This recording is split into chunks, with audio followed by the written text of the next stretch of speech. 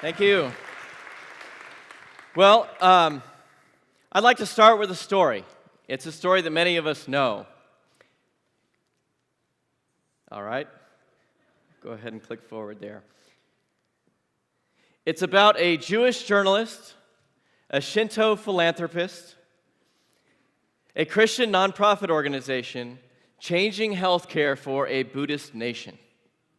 No, this is not a start to a bad joke. Many in this room know, though, that this is the start to a beautiful thing in the country of Cambodia, the Sihanouk Hospital Center of Hope. And I'd like to dive into this story a little bit just to illustrate a few points. This first is Bernie Kirscher. He's the Jewish journalist.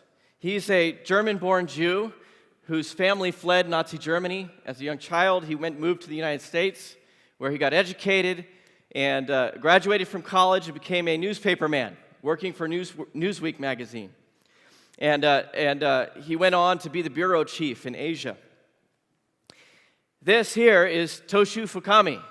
He's the Shinto philanthropist from Japan. He was a Renaissance man of sorts. He is an author, a poet, a singer, a writer. I mean, you name it. He was on radio, TV, film in Japan. Well-known individual and very generous. And this, of course, is Bob and Pat Gempel, our awesome founders of Hope Worldwide. And they came together 20 years ago, actually. We just celebrated the 20th year anniversary. They came together to build the Sihanouk Hospital Center of Hope in Phnom Penh, Cambodia. And to date, they've treated 1.3 million people free of charge.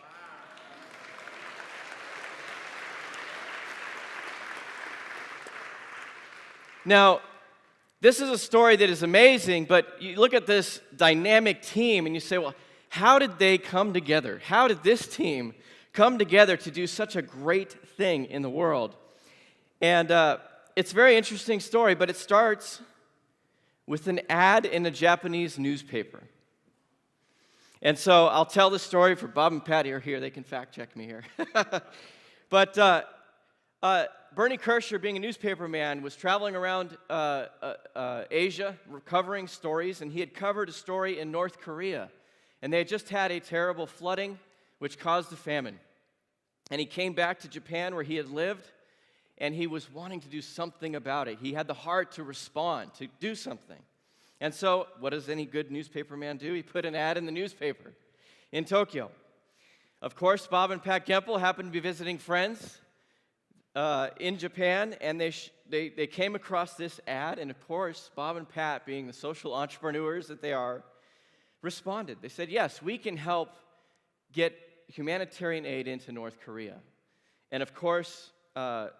Fukami responded as well. And so these entities came together to help out in one situation in North Korea. But very quickly, Bernie learned of Hope Worldwide and our medical work in Africa and India, Mexico City, and said, I have something to talk about in Cambodia. We've got to talk about the healthcare needs after the Khmer Rouge had devastated the educated class there.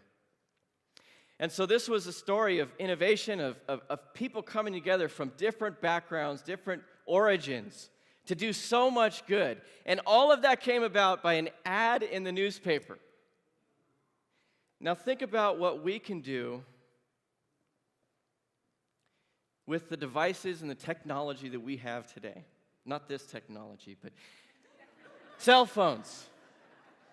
I mean, the world is right in our pocket, right in our hand. We can access the world events. We can see and hear firsthand accounts from people all over the world instantly.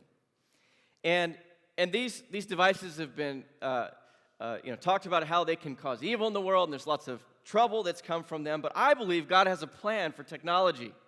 I believe He wants to do good through these devices. He wants us to respond to needs. He wants us to build relationships using these tools.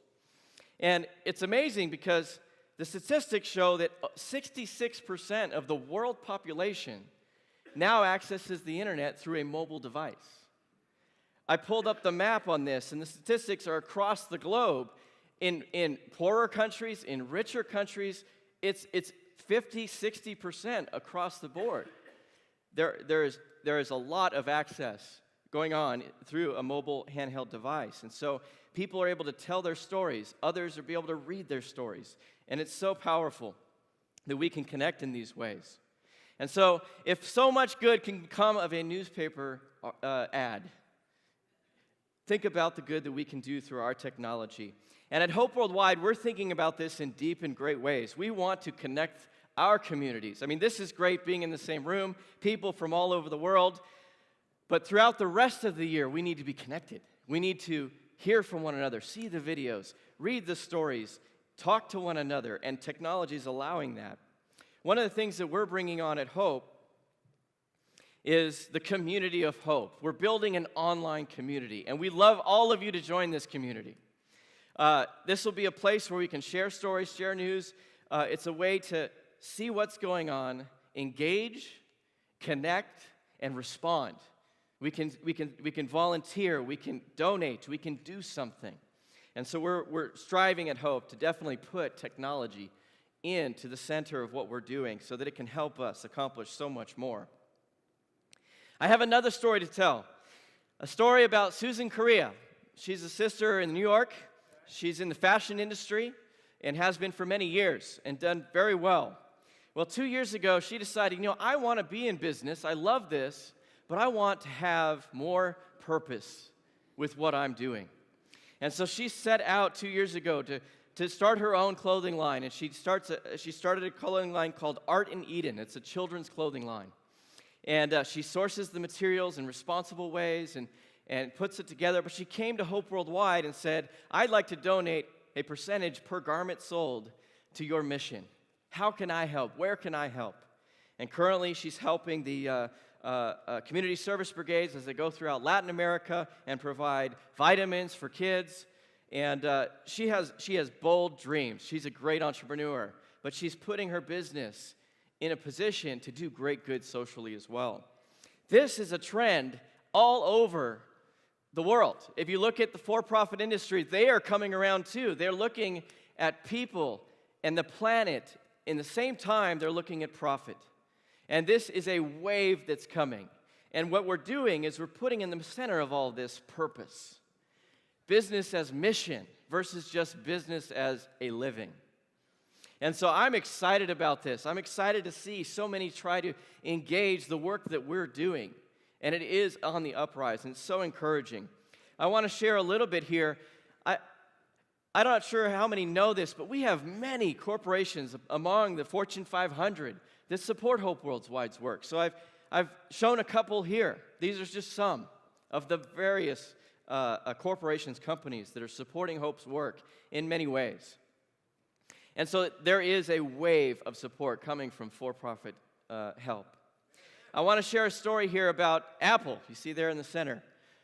We have a brother working in Silicon Valley who is an executive at Apple, and he's been there for several years. And he has stock options in the company. It's a perk that they get in being that level. And many companies now have matching gift programs. They match whatever philanthropy their employees are doing and engaged in. And so this year, in 2017, in February, they announced to their staff, we are going to have a February Spread the Love campaign. And any gift that you give, we will double match that gift just for the month of February. So they ran that out there, and brother called us up and said, I'd like to donate $10,000 worth of stock. And so, lo and behold, a month later, we got a check for $20,000 from Apple. And the great part was that this brother was able to give us the stock. He didn't have to take it as income, saved on taxes, and he was able to do great good in the world and engage his company that might not have engaged Hope Worldwide otherwise. So I just want to encourage us that this is a trend, and this is something that we can all engage in. Employee matching gift programs are actually at 65% of Fortune 500 companies now have an employee matching gift program. However, the sad part is that only 21% of eligible employees participate. And so there are millions, literally millions of dollars sitting in a corporate account designated for charity that do not go to charities. So I want to implore all of you, does your business, your place of employment match donations? Have you asked? Have you asked recently? Because as we see, this number of 65% is on the uptick. And the more people that ask, the more likely your business is going to start matching gifts.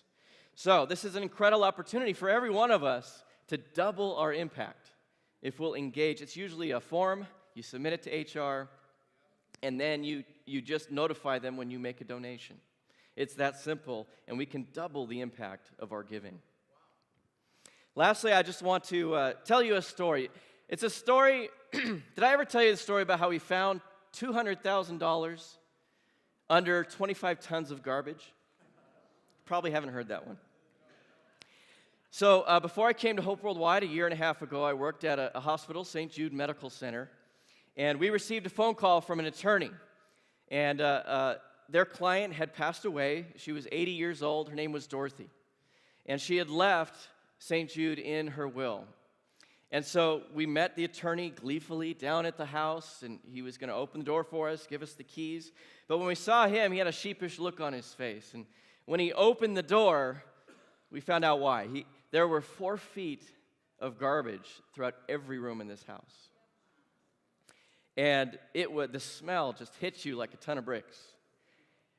And so we called in contractors to start getting this garbage out of the house, and it was 25 tons of garbage. And this woman was, born in the Depression era, and she'd been married for 70 years. Her husband died 10 years before she did, and when he passed on, she became reclusive. She stayed in the home and didn't talk to very many people and became obviously hoarding. And so every piece of mail that she had received in the last 10 years was in the living room. Every wrapper from food that she had eaten was still in the kitchen. And it was very sad. However, we're getting this garbage out, and this is the part in the story where you expect me to say we found $200,000 underneath the mattress. But that's not true. That's not what we did. We got all the garbage out. There was just more garbage underneath the mattress. And we called in the contractors to gut the carpet and the drywall, everything down to studs. And we had to rebuild the home, building it out, cleaning it up. We put it on the market and sold it. And after all expenses were paid, we cleared $200,000 for the charity.